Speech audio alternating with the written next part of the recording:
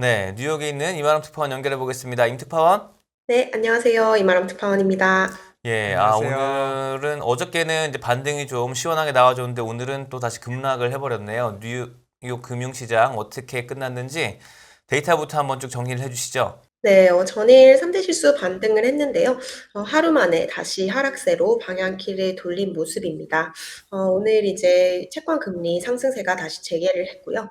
또 나스닥 같은 경우에는 애플이 굉장히 큰 폭으로 빠지면서 3대 지수가 모두 하락세를 나타냈습니다. 3대 지수 모두 1%에서 2%대 하락세를 나타냈는데요. 우선 다우존스 30 산업평균 지수 같은 경우 500포인트 가까이 하락을 했습니다. 전장 대비 1.54% 하락을 하면서 전일의 반등세를 이제 대부분 되돌렸습니다. S&P 500 지수 같은 경우도 오늘 2% 이상 하락을 했습니다. 전장 대비 2.11% 하락을 하면서 3,640선에서 마감을 했습니다. 나스닥 지수 가장 낙폭이 컸는데요.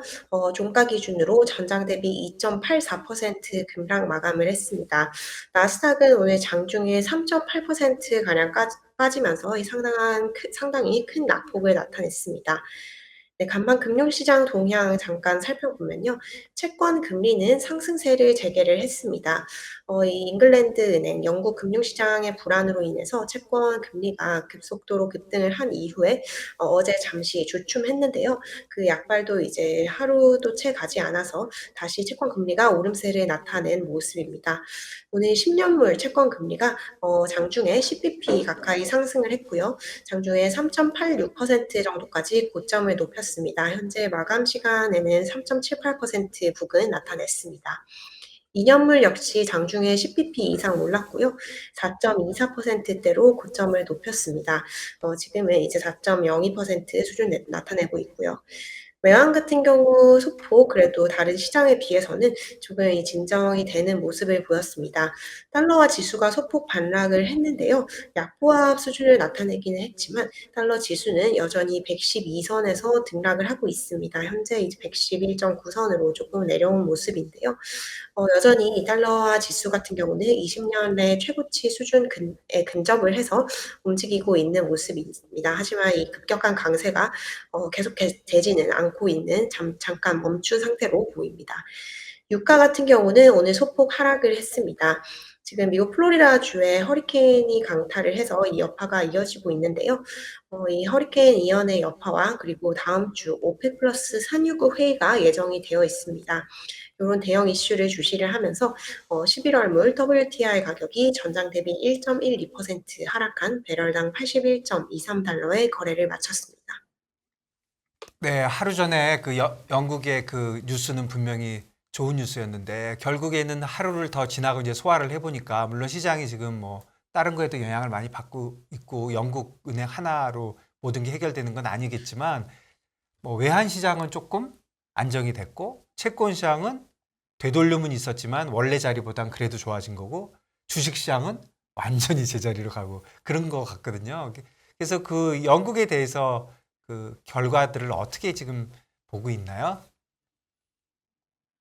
네, 잉글랜드 은행이 이제 전일 금융시장의 극심한 혼란을 막기 위해서 시장 개입을 했었습니다. 채권 시장에 매수 개입을 했고요. 또 장기물 국채를 사들이고 또 양적 긴축 일정을 이제 늦추면서 좀 시장 개입을 단행을 해서 어제 금융시장이 다소 안정이 되는 모습을 보였는데요. 역시 이제 하루 만에 이 약발이 조금 끝나고 다시 채권 금리는 상승세를 나타내고 있는 모습입니다. 이 잉글랜드 은행이 긴급 조치를 2020년 3월 팬데믹 이후에 처음으로 단행을 하기는 했습니다. 하지만 이 대책이 이 중앙은행의 채권 매수 대책 같은 것이 사실상 이 감세안에 따른 이런 금융시장 여파를 본질적으로 고칠 수 있는 근본적인 대책은 아니다라는 것이 금융시장의 평가인 것 같습니다. 지금 영국 채권 금리 같은 경우, 이제 길트 금리 같은 경우 10년물과 2년물 모두 10bp 이상 상승을 하면서 이제 전일에 하락세를 되돌림을 했는데요. 이 채권 시장을 중심으로 한 불안이 완전히 누그러지지는 않은 모습입니다. 네, 지금 뭐 패닉에서는 벗어난 것으로 보이지만 과연 이것이 이제 영국의 금융시장이 감세안에 따른 이 엄청난 후폭풍을 완전히 이제 해소시킬 수 있을지에 대해서는 의문이 지속하고 있는 상황입니다. 길트 금리 오르면서 이제 미국 금융시장까지 여파가 그대로 전이가 됐고요. 결국 이제 기술주에 큰 충격으로 주식시장에 연결이 된 것으로 보입니다. 네. 참 이쪽도 그렇고 오늘이 미국 2분기 GDP 그동안 이제 뭐 예비치랑 이제 속보치 뭐 이런 거 나왔었는데 오늘 확정치로 확정이 딱 되는 날이었죠. 미국 2분기 GDP 예상이 됐던 부분들은 있었는데 오늘 확정이 되고 나서 이제 확실히 미국은 이제 기술적으로는 확실히 침체에 들어간 걸로 좀 확정이 된 건가요? 네, 오늘 이제 미국이 2분기 국내 총생산 GDP 확정치를 발표를 했습니다. 미국의 GDP 수치 같은 경우 세 차례에 걸쳐서 발표가 되는데요. 첫 번째로 속보치가 나오고 잠정치가 나온 이후에 확정치가 나와서 최종 결과가 나오게 됩니다. 오늘 미국의 2분기 GDP 최종 결과가 나왔는데요. 결론적으로는 이제 마이너스 성장률 나타냈습니다. 2분기 GDP 확정치가 이제 전기 대비해서 연율로 0.6% 감소를 했다고 미국 상무부가 밝혔는데요. 예상치라든지 잠정치와 동일한 수준이었습니다. 하지만 이 마이너스 성장을 기록한 셈인데요. 미국의 1분기 GDP도 마이너스를 기록을 했었습니다. 그렇기 때문에 지금 GDP가 연속 2개 분기로 마이너스 성장을 기록을 한 셈이고요. 기술적으로는 이렇게 GDP가 2개 분기 연속으로 마이너스를 기록을 할 경우 경기 침체가 기술적으로 왔다라고 얘기를 합니다.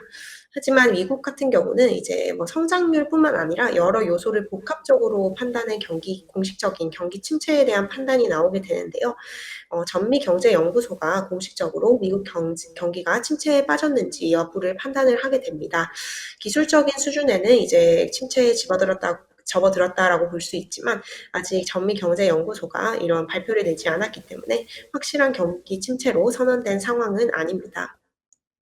지금 미국 경제가 마이너스 성장률을 보임에도 불구하고 이걸 과연 침체로 볼 수 있느냐에 대한 뭐 월가의 굉장히 많은 그리고 경제학자들의 굉장히 많은 갑론을박과 토론이 있는 상태입니다. 미국의 성장률 같은 경우는 2개 분기 연속 마이너스를 기록을 하기는 했지만 미국의 실업률은 3.7% 수준입니다.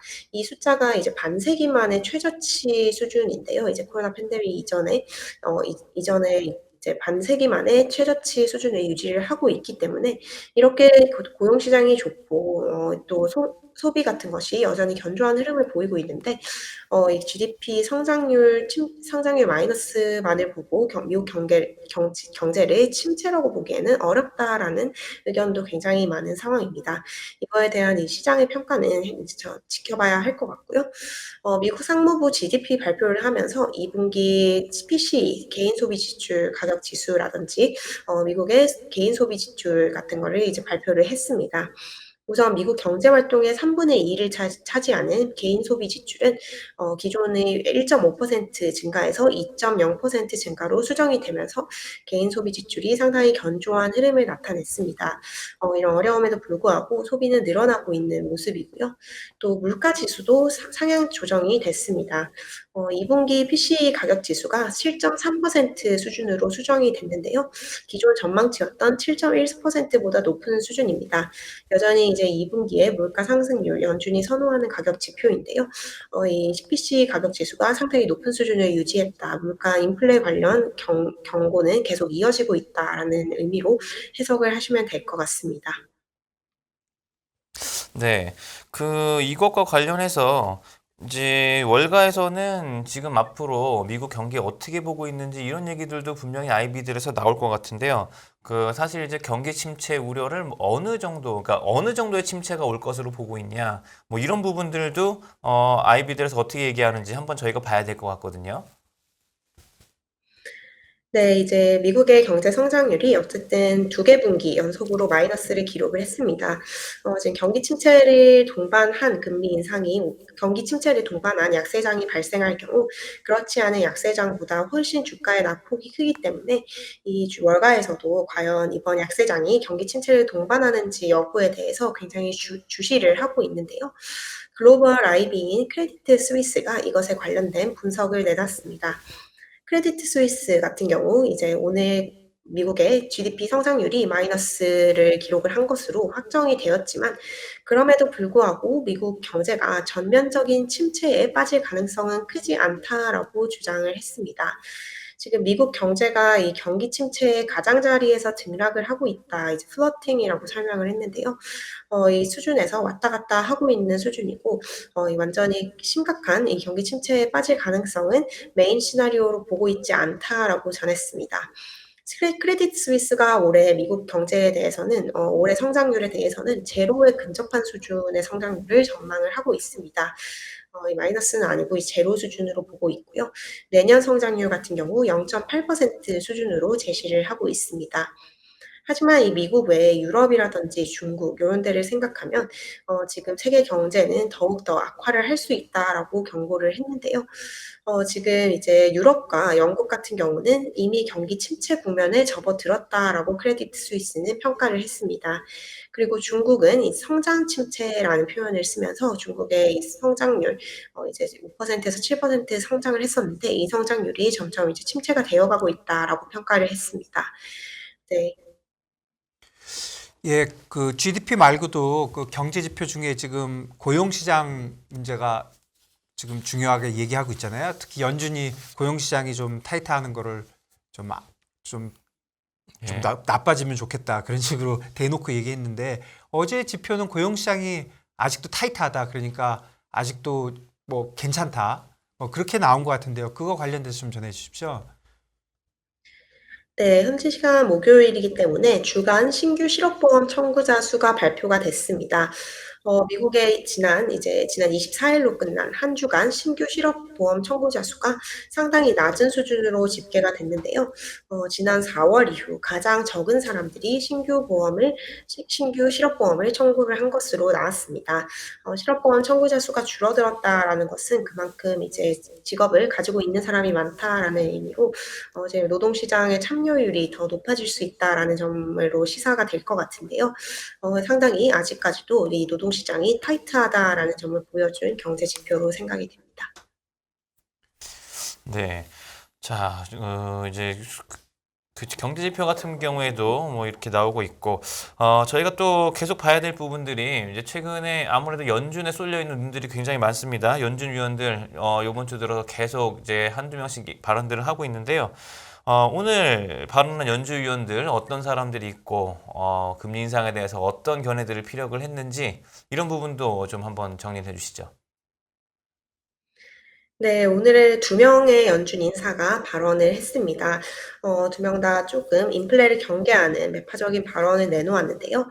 우선 로레타 메스터 클리브랜드 연방준비은행 총재는 이제 시장 일각에서 계속 상존을 하고 있는 연준의 금리 인상 중단 기대를 완전히 일축을 시켰습니다. 메스터 총재 오늘 CNBC 방송과 인터뷰를 했는데요. 지금 연준 내 금리 인상을 중단시키는 것과 관련된 논쟁이 없느냐라는 질문을 받았습니다. 그거에 대해서 이제 좀 일축을 하면서 금리 인상을 중단할 시점이 아니라는 점을 명확하게 얘기를 했습니다. 메스터 총재 이렇게 발언을 했는데요. 여전히 연방기금 금리는 제약적인 수준에 있지 않다라고 언급을 했습니다. 제롬 파월 연준 의장은 계속해서 이 연방기금 금리가 경제를 제약시키는 어느 정도 경제를 위축시키는 수준으로 높여야 된다라고 주장을 한 바 있습니다. 그렇기 때문에 아직까지 연방기금 금리가 제약적인 수준에 있지 않다라는 로레타 메스터 총재의 평가는 어쩌면 연준이 상당 폭으로 이제 금리를 더 많이 올릴 수 있다라는 의미로 해석이 되고요. 금리 인상을 중단할 수 있다라는 가능성 또한 이제 크게 일축시키는 발언입니다. 또 이제 최근 영국의 상황에 대해서도 언급을 했는데요.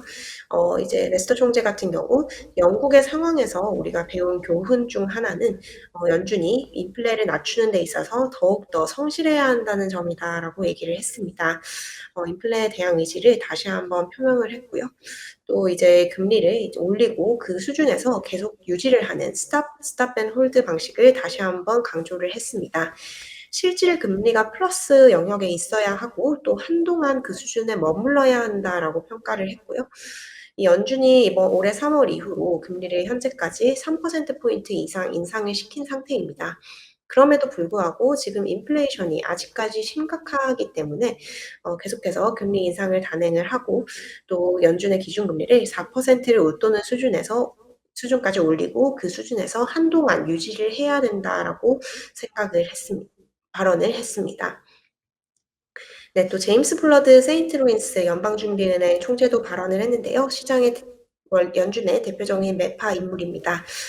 우선 이제 블러드 총재 같은 경우 HSBC가 주최한 온라인 토론회에 참석을 했는데요. 지금 연준은 이 정책을 굉장히 분명히 얘기를 하고 있다라고 얘기를 했습니다. 이 긴축적인 정책에 대한 소통을 시장과 굉장히 솔직하게 하고 있고, 연준이 이런 모습을 보였기 때문에 다른 외국의 중앙은행들도 함께 행동하고 있다, 함께 이 긴축 대열에 합류를 하고 있다라고 평가를 했습니다. 인플레이션에 대해서는 여전히 높은 수준이다라고 얘기를 하면서 금리 인상을 지속해야 된다는 발언을 반복을 했습니다. 예, 그 연준 인사들의 그 발언을 보면 뭐 변한 거 없이 다 그 똑같은 얘기들 하고 계시는데 특히 지금 블러드 연은 총재 말씀을 들어보면 네. 약간 그 페드의 비난을 조금 의식한 듯이 뭐 다른 중앙은행들도 따라하고 있지 않냐. 우리만 그런 거 아닌데. 그러니까 우리 잘못한 거 없고 우리 하는 거 다른 나라 중앙은행도 따라하지 않냐. 뭐 이런 식으로 얘기한 것 같아 갖고 조금 듣기가 불편한 저는 좀 그렇게 느껴집니다. 어떻게 자세한 내용을 보면 보니까. 공조의 가능성을 또 좀 열어두는 그런 거라고 볼 수는 없을까요?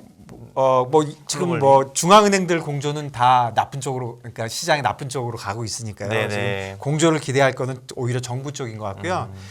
근데 사실은 유럽이 물가가 진짜 높은 것 같아요. 맞습니다. 그러니까 페드를 따라해서 그런 게 아니라 유럽이 너무 물가가 높은 것 같은데 독일 물가도 되게 그러니까 되게 높게 나온 것 같아요. 네, 이 물가 상승률, 인플레이션 압박은 전 세계적으로 진행이 되고 있습니다. 유럽 같은 경우도 전쟁의 충격을 그대로 흡수하면서 기록적인 물가 상승세를 나타내고 있는데요. 오늘 독일의 그 소비자 물가 지수가 발표가 됐습니다. 독일의 소비자 물가 지수가 거의 이제 70년 만에 가장 높은 연간 상승폭을 보이고 있는데요. 독일의 9월 CPI 같은 경우 전년 동기 대비 10% 상승을 한 것으로 예비치가 집계가 되었습니다.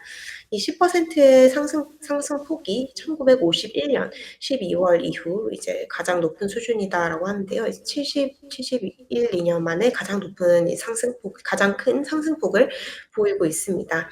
지금 독일의 CPI 상승폭 역시 이제 월스트리트 저널이 집계한 전문가 예상치를 웃돌았고, 이제 지난달 대비해서도 많이 오른 수준인데요. 유럽의 인플레 문제도 정말 심각한 수준으로 진행이 되고 있는 것으로 보입니다.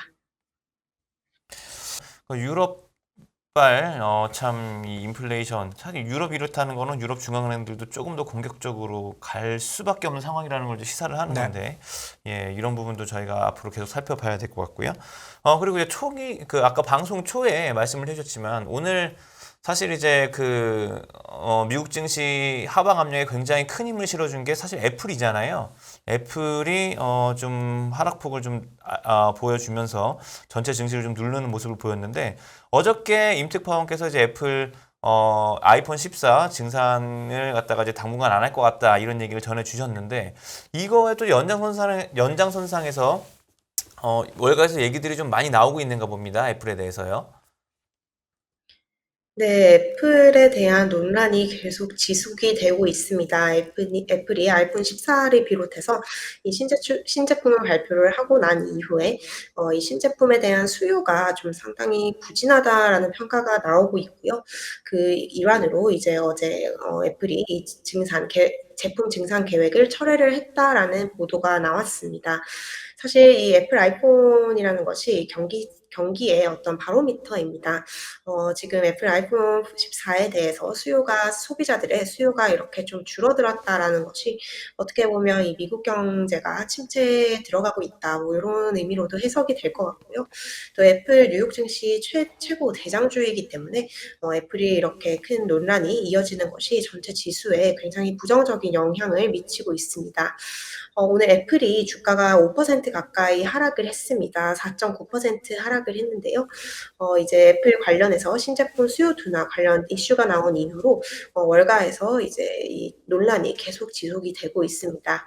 오늘 월가의 대형 투자은행 이제 최대 빅하우스 중에 하나인 뱅크 오브 아메리카가 애플에 대한 투자 의견을 강등을 시켰습니다. 뱅크 오브 아메리카 같은 경우 애플에 대한 투자 의견을 기존의 매수로 제시를 하고 있었는데요. 중립으로 한 단계 등급을 낮췄고요. 또 목표 주가도 큰 폭으로 낮췄습니다. 기존에 185달러를 제시를 하다가 160달러로 이제 하향 조정을 시켰습니다.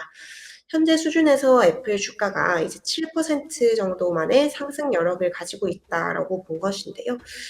뱅크 오브 아메리카 같은 경우 애플 아이폰에 대한 소비자들의 수요가 둔화하고 있다라고 지적을 했고요.